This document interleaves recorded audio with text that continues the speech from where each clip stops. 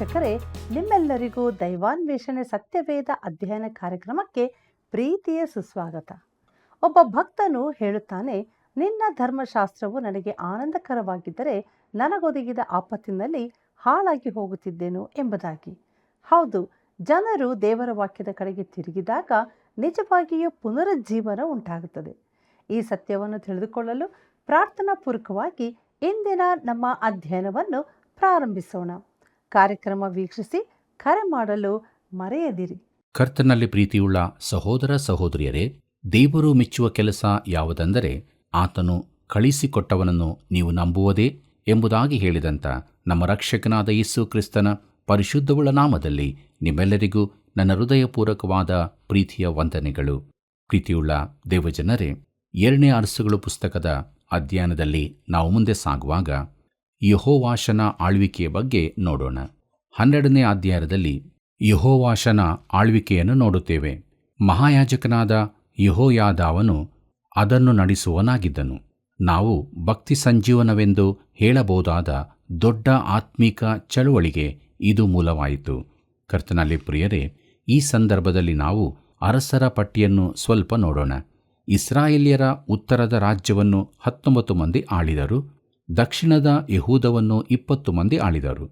ಇಸ್ರಾಯೇಲ್ಯರನ್ನು ಆಳಿದ 19 ಮಂದಿಯಲ್ಲಿ ಯಾರೊಬ್ಬರೂ ಒಳ್ಳೆಯವರಾಗಿರಲಿಲ್ಲ. ಪ್ರತಿಯೊಬ್ಬರ ಕುರಿತಾಗಿಯೂ ಕೆಟ್ಟ ಅರಸನೆಂಬುದಾಗಿ ಮಾತ್ರ ಹೇಳಬಹುದಾಗಿತ್ತು. ಪ್ರಿಯರೇ, ಯೆಹೂದವನ್ನಾಳಿದ 20 ಮಂದಿಯಲ್ಲಿ 10 ಮಂದಿ ಮಾತ್ರ ಒಳ್ಳೆಯವರಾಗಿದ್ದರು. ಅವರಲ್ಲಿ 5 ಮಂದಿ ಬಹು ಒಳ್ಳೆಯವರಾಗಿದ್ದು, ಅವರ ಕಾಲದಲ್ಲಿ 5 ಪುನರುಜ್ಜೀವನದ ಸಮಯಗಳಿದ್ದವು. ಈ ಅಲ್ಪಕಾಲದ ಅವಧಿಗಳಲ್ಲಿ ಯಜ್ಞವೇದಿಯ ಮೇಲಿನ ಬೆಂಕಿಯು ಉರಿಯುತ್ತಿತ್ತು. ಉಳಿದ ಅವಧಿಯಲ್ಲಿ ಅದು ಆರಿ ಹೋಗುತ್ತಿತ್ತು. ಪ್ರಿಯರೇ, 5 ಬಾರಿ ಭಕ್ತಿಯ ಪುನರುಜ್ಜೀವನವು ದೇಶದಲ್ಲೆಲ್ಲ ಹರಡಿತು. ಅದು ನಾಶಪಡಿಸುವ ಬೆಂಕಿಯಾಗಿರದೆ ಕಟ್ಟುವ ಹಾಗೂ ಬೋಧನೆಯ ಬೆಂಕಿಯಾಗಿತ್ತು. ದೇವರು ಪರಲೋಕದ ಚೈತನ್ಯದೊಂದಿಗೆ ಜನರನ್ನು ಸಂಧಿಸಿದನು. ಜನರು ದೇವರ ವಾಕ್ಯದ ಕಡೆಗೆ ತಿರುಗಿಕೊಂಡರು. ದೇವರನ್ನು ಆರಾಧಿಸತೊಡಗಿದರು. ಶಕ್ತಿಯೂ ಸಮೃದ್ಧಿಯೂ ಇತ್ತು. ಪ್ರೀತಿಯುಳ್ಳ ದೇವಜನರೇ, ಭಕ್ತಿ ಸಂಜೀವನ ಉಂಟಾಗುವಾಗ ಸಭೆಯಲ್ಲಿ ಹೊಸ ಹರ್ಷವು ತುಂಬಿಕೊಳ್ಳುತ್ತದೆ. ಸಭೆಯಲ್ಲಿ ಹೊಸ ಶಕ್ತಿಯು ಕಂಡುಬರುತ್ತದೆ. ಹೊಸದಾದ ಪ್ರೀತಿ ಇರುತ್ತದೆ. ಆದರೆ ಇದೆಲ್ಲಕ್ಕಿಂತಲೂ ಮೊದಲು ಜನರು ದೇವರ ವಾಕ್ಯದ ಕಡೆಗೆ ತಿರುಗಬೇಕು. ಈ ರೀತಿ ದೇವರ ವಾಕ್ಯದ ಕಡೆಗೆ ತಿರುಗಿಕೊಂಡಾಗ ಮಹಾಭಕ್ತಿ ಸಂಜೀವನಗಳುಂಟಾಗಿವೆ. ನಾವು ಈ ದಿನಗಳಲ್ಲಿಯೂ ಇಂತಹ ಭಕ್ತಿ ಸಂಜೀವನವನ್ನು ಅನುಭವಿಸಬಹುದು. ಪ್ರಿಯರೇ, ಅನೇಕ ವರ್ಷಗಳ ಹಿಂದೆ ಡಾಕ್ಟರ್ ಗ್ರಿಫಿತ್ ಥೋಮಸ್ ಹೇಳಿದ್ದರು, ಸಭೆಯ ಪುನರುಜ್ಜೀವನವು ದೇವರ ಚಿತ್ತಕ್ಕೆ ವಿರುದ್ಧವಾದದ್ದೆಂದು ನಾನು ಸತ್ಯವೇದದಲ್ಲಿಯೂ ಎಲ್ಲಿಯೂ ನೋಡಲಿಲ್ಲ ಎಂಬುದಾಗಿ. ಮತ್ತು ಡಾಕ್ಟರ್ R.A. ಟೋರಿಯವರು ಹೇಳಿದ್ದಾರೆ, ಆದಿಸಭೆಯ ಅನುಭವಗಳನ್ನು ಈ ದಿನಗಳಲ್ಲಿಯೂ ಅನುಭವಿಸಲು ಅಸಾಧ್ಯವೆಂದು ಸತ್ಯವೇದದಲ್ಲಿ ಎಲ್ಲಿಯೂ ಬೋಧಿಸಿರುವುದಿಲ್ಲ. ಮತ್ತು ಪ್ರಿಯರೇ, ಡಾಕ್ಟರ್ ಜೇಮ್ಸ್ M. ಗ್ರೇ ಹೇಳಿದ್ದಾರೆ, ಆದಿಸಭೆಯಲ್ಲಾದ ಪುನರುಜ್ಜೀವನಗಳನ್ನು ಈ ದಿನಗಳಲ್ಲಿಯೂ ನಾವು ಕಾಣಬಹುದು. ಪ್ರಿಯರೇ, ನಾವು ದೇವರ ವಾಕ್ಯವನ್ನು ಹಂಚುವುದರಲ್ಲಿ ತೊಡಗಿಕೊಳ್ಳೋಣ. ಆಗ ದೇವರು ನಮ್ಮ ಕಾಲದಲ್ಲಿಯೂ ಕೃಪೆಯ ನಿಜವಾದ ಕಾರ್ಯವನ್ನು ಮಾಡುತ್ತಾನೆ. 12ನೇ ಅಧ್ಯಾಯದಲ್ಲಿ ನೋಡುವಾಗ ಯೆಹೋವಾಷನು ಈಗ ಬೆಳೆದ ಯುವಕನಾಗಿದ್ದಾನೆ. 2ನೇ ಅರಸುಗಳು 12ನೇ ಅಧ್ಯಾಯ 1ನೇ ವಚನ ಹೀಗೆ ಹೇಳುತ್ತದೆ, ಯೆಹೋವಾಷನು ಯೇಹುವಿನ ಆಳ್ವಿಕೆಯ 7ನೇ ವರ್ಷದಲ್ಲಿ ಅರಸನಾಗಿ ಯೆರೂಸಲೇಮಿನಲ್ಲಿ 40 ವರ್ಷ ಆಳಿದನು. ಬೆರ್ಷೆಬದವಳಾದ ಚೀಬ್ಯಳು ಅವನ ತಾಯಿ ಎಂಬುದಾಗಿ. ಪ್ರೀತಿಯುಳ್ಳ ದೇವಜನರೇ, ಯೆಹೋವಾಷನು 7 ವರ್ಷದವನಾಗಿದ್ದಾಗ ಅರಸನಾಗಿ ಅವನಿಗೆ 47 ವರ್ಷಗಳಾಗುವ ತನಕ ಆಳಿದನು. ಬೆರ್ಷೆಬದವಳಾದ ಚೀಬ್ಯಳು ಅವನ ತಾಯಿ. ತಾಯಂದಿರ ಪ್ರಭಾವ ಮಕ್ಕಳ ಮೇಲೆ ವಿಶೇಷವಾಗಿರುವುದರಿಂದ ತಾಯಂದಿರ ಹೆಸರುಗಳು ಆಗಾಗ ಹೇಳಲ್ಪಟ್ಟಿವೆ. 2ನೇ ಅರಸುಗಳು 12ನೇ ಅಧ್ಯಾಯ 2ನೇ ವಚನವನ್ನು ಗಮನಿಸಿರಿ. ಅಲ್ಲಿ ನಾವು ಹೀಗೆ ನೋಡುತ್ತೇವೆ, ಯಾಜಕನಾದ ಯೆಹೋಯಾದಾವನು ಅವನಿಗೆ ಬೋಧಕನಾಗಿದ್ದ ಕಾಲದಲ್ಲಿ ಅವನು ಯೆಹೋವನ ದೃಷ್ಟಿಯಲ್ಲಿ ಒಳ್ಳೆಯವನಾಗಿಯೇ ನಡೆದುಕೊಳ್ಳುತ್ತಿದ್ದನು ಎಂಬುದಾಗಿ. ಪ್ರೀತಿಯುಳ್ಳ ದೇವಜನರೇ, ಯೆಹೋವಾಷನಿಗೆ ದೇವರ ವಾಕ್ಯವು ಕಳಿಸಲ್ಪಟ್ಟಿತ್ತು. ಈ ದಿನಗಳಲ್ಲಿ ನಮ್ಮ ಬಳಿಗೆ ಬಂದು ಸತತವಾಗಿ ತಮ್ಮ ಯೋಜನೆಗಳನ್ನು, ಇತರ ಪಕ್ಷಗಳ ಮೇಲಿನ ಟೀಕೆಯನ್ನು ಸತತವಾಗಿ ತಿಳಿಸುವ ಖಾಲಿ ತಳೆಯ ರಾಜಕೀಯ ವ್ಯಕ್ತಿಗಳ ಅವಶ್ಯವಿರುವುದಿಲ್ಲ. ಆದರೆ ದೇವರ ವಾಕ್ಯವನ್ನು, ದೇವರನ್ನು ಚೆನ್ನಾಗಿ ತಿಳಿದವರು ಬೇಕಾಗಿದ್ದಾರೆ. ಈ ದೇಶದಲ್ಲಿ ಒಂದು ಆತ್ಮಿಕ ಪುನರುಜ್ಜೀವನವಾಗಬೇಕಿದೆ ಮತ್ತು ಅದು ದೇವರ ವಾಕ್ಯದಿಂದ ಮಾತ್ರ ಬರುವಂಥದ್ದಾಗಿದೆ. 2 ಅರಸುಗಳು 12ನೇ ಅಧ್ಯಾಯ 3ನೇ ವಚನವನ್ನು ಗಮನಿಸಿರಿ. ಆದರೆ ಅವನು ಪೂಜಾಸ್ಥಳಗಳನ್ನು ತೆಗೆದುಹಾಕಲಿಲ್ಲವಾದ್ದರಿಂದ ಜನರು ಅವುಗಳ ಮೇಲೆಯೇ ಯಜ್ಞಧೂಪಗಳನ್ನು ಅರ್ಪಿಸುತ್ತಿದ್ದರು ಎಂಬುದಾಗಿ. ಪ್ರೀತಿಯುಳ್ಳ ದೇವಜನರೇ, ಭಕ್ತಿ ಸಂಜೀವನವೆಂದರೆ ಎಲ್ಲರೂ ದೇವರ ಕಡೆಗೆ ತಿರುಗಿಕೊಂಡರೆಂತಲ್ಲ. ಇನ್ನೂ ಅನೇಕರು ಪೂಜಾಸ್ಥಳಗಳ ಮೇಲೆಯೇ ಯಜ್ಞಗಳನ್ನು ಅರ್ಪಿಸುತ್ತಿದ್ದರು. ಯಾಜಕರಲ್ಲಿಯೂ ಪುನರುಜ್ಜೀವನ ಹೊಂದದವರಿದ್ದರು. ಹೌದು ಪ್ರಿಯರೇ, ಈಗಲೂ ಸ್ಥಿತಿ ಹೀಗೆಯೇ ಮುಂದುವರಿಯುತ್ತಿದೆಯಲ್ಲ. 2 ಅರಸುಗಳು 12ನೇ ಅಧ್ಯಾಯ 4 ಮತ್ತು 5ನೇ ವಚನವನ್ನು ಗಮನಿಸಿರಿ. ಅಲ್ಲಿ ನಾವು ಹೀಗೆ ನೋಡುತ್ತೇವೆ. ಯೆಹೋವಾಷನು ಯಾಜಕರಿಗೆ, ನೀವು ಯೆಹೋವನ ಆಲಯಕ್ಕೆ ಸೇರುವ ಎಲ್ಲ ಪರಿಶುದ್ಧ ದ್ರವ್ಯವನ್ನು, ಅಂದರೆ ಕಾನೇಶುಮಾರಿಯಲ್ಲಿ ಲೆಕ್ಕಿಸಲ್ಪಟ್ಟ ಪ್ರತಿಯೊಬ್ಬನೂ ತಂದುಕೊಡುವ ಹಣ, ದೇವರಿಗೆ ಪ್ರತಿಷ್ಠಿತನಾದ ಮನುಷ್ಯನು ತನ್ನ ಪ್ರಾಣವನ್ನು ಬಿಡಿಸಿಕೊಳ್ಳುವುದಕ್ಕಾಗಿ ತರುವ ಹಣ, ಜನರು ಯೆಹೋವನ ಆಲಯಕ್ಕೆ ಸ್ವೇಚ್ಛೆಯಿಂದ ತಂದೊಪ್ಪಿಸುವ ಹಣ, ಇವುಗಳನ್ನು ತೆಗೆದುಕೊಂಡು ದೇವಾಲಯವು ಎಲ್ಲೆಲ್ಲಿ ಶಿಥಿಲವಾಗಿರುತ್ತದೆಂದು ನೋಡಿ ಅದನ್ನು ಸರಿಮಾಡುವುದಕ್ಕೋಸ್ಕರ ವಿನಿಯೋಗಿಸಿರಿ. ಪ್ರತಿಯೊಬ್ಬನು ತನ್ನ ತನ್ನ ಪರಿಚಿತರಿಂದಲೇ ಹಣ ತೆಗೆದುಕೊಳ್ಳಬೇಕು ಎಂದು ಆಜ್ಞಾಪಿಸಿದನು ಎಂಬುದಾಗಿ. ಕರ್ತನಲ್ಲಿ ಪ್ರಿಯರೇ, ದೇವಾಲಯವು ಹಾಳಾಗಿತ್ತು. ಅದನ್ನು ದುರಸ್ತಿಪಡಿಸುವ ಅಗತ್ಯವಿತ್ತು. ದುರಸ್ತಿ ಕೆಲಸಕ್ಕಾಗಿ ಉಪಯೋಗಿಸಬೇಕಿದ್ದ ಹಣವನ್ನು ಯಾಜಕರು ಬೇರೆ ಕಾರ್ಯಗಳಿಗೆ ಉಪಯೋಗಿಸುತ್ತಿದ್ದರು. ಮುಂದಕ್ಕೆ ನಾವು ನೋಡೋಣ. 2 ಅರಸುಗಳು 12ನೇ ಅಧ್ಯಾಯ 6ನೇ ವಚನದಿಂದ 8ನೇ ವಚನದವರೆಗೆ. ಅಲ್ಲಿ ಹೀಗೆ ಬರೆದದೆ. ಯಾಜಕರು ಅರಸನಾದ ಯೆಹೋವಾಷನ ಆಳಿಕೆಯ 23ನೆಯ ವರ್ಷದವರೆಗೂ ದೇವಾಲಯವನ್ನು ಜೀರ್ಣೋದ್ಧಾರ ಮಾಡಿರಲಿಲ್ಲ. ಆದುದರಿಂದ ಅವನು ಯೆಹೋಯಾದಾವ ಮೊದಲಾದ ಯಾಜಕರನ್ನು ಕರೆದು ಅವರಿಗೆ, ನೀವು ಈವರೆಗೆ ದೇವಾಲಯವನ್ನೇಕೆ ಜೀರ್ಣೋದ್ಧಾರ ಮಾಡಲಿಲ್ಲ? ಇನ್ನು ಮುಂದೆ ನಿಮ್ಮ ಪರಿಚಿತರು ತಂದುಕೊಡುವ ಹಣವನ್ನು ನಿಮ್ಮ ಕೈಯಲ್ಲಿಟ್ಟುಕೊಳ್ಳದೆ ಕೂಡಲೇ ಅದನ್ನು ದೇವಾಲಯದ ಜೀರ್ಣೋದ್ಧಾರಕ್ಕಾಗಿ ಕೊಡಿರಿ ಎಂದು ಹೇಳಿದನು. ಆಗ ಯಾಜಕರು ಅವನಿಗೆ, ನಾವು ಇನ್ನು ಮುಂದೆ ಜನರಿಂದ ಹಣ ತೆಗೆದುಕೊಳ್ಳುವುದಿಲ್ಲ, ದೇವಾಲಯದ ಜೀರ್ಣೋದ್ಧಾರಕ್ಕೆ ಕೈ ಹಾಕುವುದಿಲ್ಲ ಎಂಬುದಾಗಿ ಮಾತುಕೊಟ್ಟರು ಎಂಬುದಾಗಿ. ಕರ್ತನಲ್ಲಿ ಪ್ರಿಯರೇ, ಈ ದಿನಗಳ ಪರಿಸ್ಥಿತಿಯು ಇದೇ ಆಗಿದೆ. ಹಣವನ್ನು ಉಪಯೋಗ ಇಲ್ಲವೇ ದುರುಪಯೋಗ ಪಡಿಸುವುದರ ಮೂಲಕ ಕ್ರೈಸ್ತರನ್ನು, ಸಭೆಗಳನ್ನು ಪರೀಕ್ಷಿಸಬಹುದು. ಸಭೆಗಳಲ್ಲಿ ಅನೇಕರು ಹೇಳುತ್ತಾರೆ, ಇಂತಿಂಥವರನ್ನು ಖಜಾಂಜಿಯಾಗಿ ಮಾಡೋಣ, ಯಾಕೆಂದರೆ ಅವರು ಒಳ್ಳೆ ವ್ಯವಹಾರ ಚತುರರು ಎಂಬುದಾಗಿ. ಆದರೆ ಆ ವ್ಯಕ್ತಿಯು ನಿಜವಾಗಿ ಆತ್ಮಿಕ ವ್ಯಕ್ತಿಯೋ ಎಂಬುದಾಗಿ ನೋಡಿಕೊಳ್ಳಬೇಕು. ಅದು ಅತೀ ಅವಶ್ಯವಾದದ್ದಾಗಿದೆ. ಪ್ರಿಯರೇ, ಅವರು ಏನು ಮಾಡಿದರು? ಹಣವು ಭದ್ರವಾಗಿದ್ದು ಯಾಜಕರ ಕೈ ಸೇರದಂತೆ ಹಣದ ಪೆಟ್ಟಿಗೆಗೆ ಬೀಗದ ವ್ಯವಸ್ಥೆ ಮಾಡಿದರು. ಮುಂದಕ್ಕೆ ನಾವು ನೋಡೋಣ. 2 ಅರಸುಗಳು 12ನೇ ಅಧ್ಯಾಯ 9ನೇ ವಚನವನ್ನು. ಅಲ್ಲಿ ಹೀಗೆ ಬರೆದದೆ. ಯಾಜಕನಾದ ಯೆಹೋಯಾದಾವನು ಒಂದು ಪೆಟ್ಟಿಗೆಯನ್ನು ತೆಗೆದುಕೊಂಡು ಬಂದು ಅದರ ಮುಚ್ಚಳದಲ್ಲಿ ತೂತು ಮಾಡಿ ಅದನ್ನು ಯೆಹೋವನ ಆಲಯದ ಬಾಗಲಿನ ಬಲಗಡೆಯಲ್ಲಿ ಯಜ್ಞವೇದಿಯ ಹತ್ತಿರ ಇಟ್ಟನು. ದ್ವಾರಪಾಲಕರಾದ ಯಾಜಕರು ಯೆಹೋವನ ಆಲಯಕ್ಕೆ ತರಲ್ಪಟ್ಟ ಹಣವನ್ನೆಲ್ಲ ಅದರಲ್ಲಿಯೇ ಹಾಕಿಸುತ್ತಿದ್ದರು ಎಂಬುದಾಗಿ. ಕರ್ತನಲ್ಲಿ ಪ್ರಿಯರೇ, ಈ ಪೆಟ್ಟಿಗೆಯ ವಿಚಾರ ಬಹು ಒಳ್ಳೆಯದಾಗಿತ್ತು. ಅಂಕಿ ಸಂಖ್ಯೆಗಳನ್ನು ಯಾರೂ ಕೂಡ ಹೆಚ್ಚು ಕಡಿಮೆ ಮಾಡಬಹುದು. ಹಣಕಾಸಿನ ವ್ಯವಹಾರ ನೋಡಿಕೊಳ್ಳುವವರು ಇಂಥದ್ದನ್ನು ತುಂಬ ಮಾಡುತ್ತಾರೆ. ಇದು ನಿಜವಾಗಿ ಅಸಹ್ಯವಾದದ್ದು. ಯೆಹೋವಾಷನ ಪೆಟ್ಟಿಗೆಯು ಈ ದಿನಗಳಲ್ಲಿ ಅನೇಕ ಕಡೆಗಳಲ್ಲಿ ಉಪಯೋಗಿಸಲ್ಪಡುತ್ತದೆ. ಅದನ್ನು ಉಪಯೋಗಿಸುವವರಿಗೆ ಅದರ ಹಿನ್ನೆಲೆ ಗೊತ್ತಿದೆಯೋ ಇಲ್ಲವೋ? ಸಭಾ ಸೇವಕರಾಗಲಿ ಧಾರ್ಮಿಕ ಅಧಿಕಾರಿಗಳಾಗಲಿ ಏನೂ ವ್ಯತ್ಯಾಸ ಮಾಡಲಾಗದಂತೆ ಈ ಪೆಟ್ಟಿಗೆ ರಚಿತವಾಗಿರುತ್ತದೆ. ಇದು ನಾವು ಉಪಯೋಗಿಸಬಹುದಾದ ಉತ್ತಮ ವಿಧಾನವಾಗಿದೆ. ಅಜಾಹೇಲನಿಗೆ ದೇವಾಲಯದ ಸೊತ್ತುಗಳ ಲಂಚ ಎಂಬ ವಿಚಾರವನ್ನು ನೋಡೋಣ. ಪ್ರಿಯರೇ, ದೇಶದಲ್ಲಿ ದೊಡ್ಡ ಆತ್ಮಿಕ ಚಳುವಳಿ ಉಂಟಾದರೂ ರಾಜ್ಯವು ಅವನತಿಯತ್ತ ಸಾಗುತ್ತಿತ್ತು. 2 ಅರಸುಗಳು 12ನೇ ಅಧ್ಯಾಯ 17 ಮತ್ತು 18ನೇ ವಚನವನ್ನು ಗಮನಿಸಿರಿ. ಅಲ್ಲಿ ಹೀಗೆ ನೋಡುತ್ತೇವೆ. ಇದೇ ಕಾಲದಲ್ಲಿ ಆರಾಮ್ಯರ ಅರಸನಾದ ಅಜಾಹೇಲನು ಬಂದು ಗತ್ ಊರಿಗೆ ಮುತ್ತಿಗೆ ಹಾಕಿ ಅದನ್ನು ಸ್ವಾಧೀನಪಡಿಸಿಕೊಂಡು ಅಲ್ಲಿಂದ ಯೆರೂಸಲೇಮಿಗೆ ವಿರೋಧವಾಗಿ ಹೊರಟನು. ಯೆಹೂದದ ಅರಸನಾದ ಯೆಹೋವಾಷನು ಇದನ್ನು ಕೇಳಿ ತಾನು ತನ್ನ ಪೂರ್ವಿಕರಾದ ಯೆಹೋಷಾಫಾಟ್, ಯೆಹೋರಾಮ್, ಅಹಜ್ಯ ಎಂಬ ಯೆಹೂದ ರಾಜರು ದೇವಸ್ಥಾನಕ್ಕೆ ಕಾಣಿಕೆಯಾಗಿ ಕೊಟ್ಟ ಒಡವೆಗಳು, ಯೆಹೋವನ ಆಲಯದ ಮತ್ತು ಅರಮನೆಯ ಭಂಡಾರಗಳಲ್ಲಿದ್ದ ಬಂಗಾರ ಇವುಗಳನ್ನು ತೆಗೆದುಕೊಂಡು ಆರಾಮ್ಯರ ಅರಸನಾದ ಅಜಾಹೇಲನಿಗೆ ಕಳುಹಿಸಿದನು. ಆಗ ಅವನು ಯೆರೂಸಲೇಮನ್ನು ಬಿಟ್ಟು ಹೋದನು ಎಂಬುದಾಗಿ. ಕರ್ತನಲ್ಲಿ ಪ್ರಿಯರೇ, ಅಂದರೆ ಯೆಹೋವಾಷನು ಅಪಾಯದಿಂದ ತಪ್ಪಿಸಿಕೊಳ್ಳ ಬಯಸಿದನು. ಅವನು ಆರಾಮ್ಯರ ಅರಸನಿಗೆ ಲಂಚವನ್ನು ಒಪ್ಪಿಸಿದನು. 2 ಅರಸುಗಳು 12ನೇ ಅಧ್ಯಾಯ 19 ಮತ್ತು 20ನೇ ವಚನ ಹೀಗೆ ಹೇಳುತ್ತದೆ.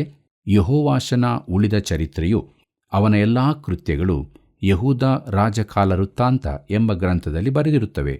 ಯೆಹೋವಾಷನ ಉದ್ಯೋಗಸ್ಥರು ಅವನಿಗೆ ವಿರೋಧವಾಗಿ ಒಳಸಂಚು ಮಾಡಿದರು ಎಂಬುದಾಗಿ.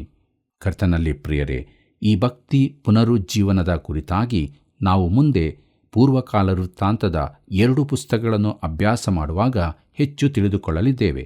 ಯೆಹೋವಾಷನು ಸಾಯುವಾಗ 47 ವರ್ಷದವನಾಗಿದ್ದನು. ಅವನ ಕೆಲಸದವರೇ ಅವನನ್ನು ಕೊಂದರು. ಅವನ ಪೂರ್ವಜರ ಸಮಾಧಿ ಸ್ಥಳವಾದ ದಾವೀದ ನಗರದಲ್ಲಿ ಅವನ ಸಮಾಧಿ ಮಾಡಿದರು. ಯೆಹೋವಾಷನು ಒಳ್ಳೆಯ ಅರಸನಾಗಿದ್ದನು. ಅವನ ಮಗನಾದ ಆಮಚ್ಯನು ಕೂಡ ಒಳ್ಳೆಯ ಅರಸನಾಗಿದ್ದನೆಂದು ನೋಡುತ್ತೇವೆ.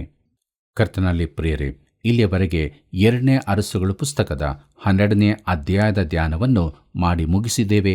ದೇವರಾತ್ಮನು ನಮಗೆ ಬೋಧಿಸಿದ್ದನ್ನು ನಮ್ಮದಾಗಿ ಮಾಡಿಕೊಂಡು ನಮ್ಮ ಧ್ಯಾನದಲ್ಲಿ ಮುಂದೆ ಸಾಗುವಾಗ 2ನೇ ಅರಸುಗಳ ಪುಸ್ತಕದ 13ನೇ ಅಧ್ಯಾಯಕ್ಕೆ ಬರೋಣ.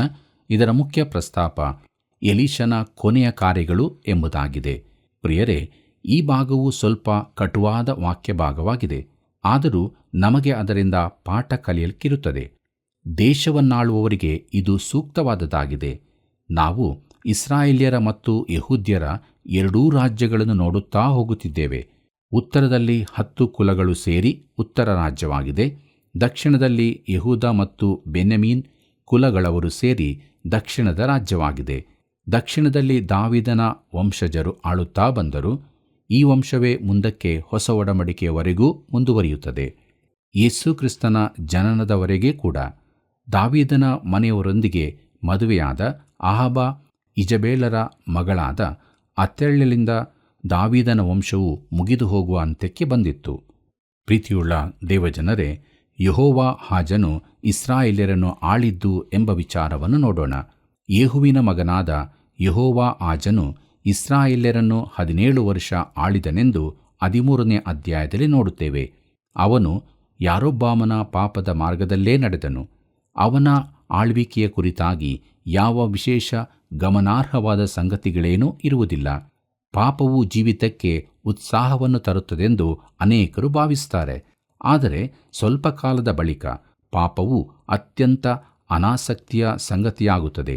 ಅಮಲು ದ್ರವ್ಯ ಸೇವನೆ ಆರಂಭಿಸಿದವನು ಬೇಗದಲ್ಲೇ ಕುಡುಕನಾಗುತ್ತಾನೆ. ಆ ಸ್ಥಿತಿ ಮುಟ್ಟಿದಾಗ ಅವನ ಜೀವಿತ ನಿಸ್ಸಾರವಾಗಿ ಕಾಣುತ್ತದೆ. ಜೀವಿತವು ಅರ್ಥವನ್ನು ಕಳಕೊಳ್ಳುತ್ತದೆ. ಅದೇ ರೀತಿಯಾಗಿ ಯಾವುದೇ ಪಾಪಕೃತ್ಯವಾಗಲಿ ಇದೇ ರೀತಿಯಾಗಿ ಇರುತ್ತದೆ. ಪ್ರಿಯರೇ, ಚರಿತ್ರೆಯೂ ಕೂಡ ಬೇಸರ ತರಿಸುವಂಥದ್ದಾಗಿದೆ. ಆದರೆ ದೇವರು ಚರಿತ್ರೆಯಲ್ಲಿ ಕಾರ್ಯ ನಡೆಸುವಾಗ ಅದು ಆಸಕ್ತಿಕರವಾಗುತ್ತದೆ. ಈ ದಿನಗಳಲ್ಲಿ ದೇವರು ಚರಿತ್ರೆಯಲ್ಲಿ ಪ್ರವೇಶಿಸಿದರೆ ಎಷ್ಟೋ ಒಳ್ಳೆಯದು.